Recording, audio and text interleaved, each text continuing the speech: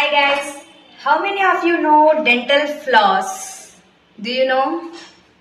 I don't think so you all have that because most of our Indians are not using dental floss.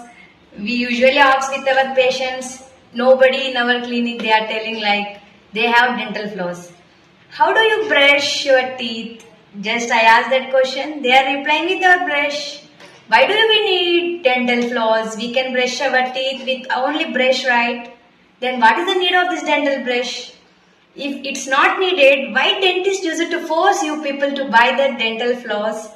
How do you clean in between the areas of the teeth, interdental areas?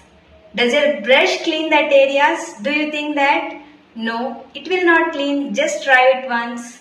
And so that it was invented to brush your teeth with the toothbrush and clean your interdental areas with your dental floss. It's a thread-like material. You should hold it with your index fingers. You want to keep in between your teeth and pull it down such that any food particles or materials which is plucked between the tooth can be removed easily.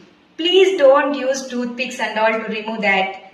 Finally, you are going to end up with big holes there and it's like cavities. So I request everyone to buy dental floss.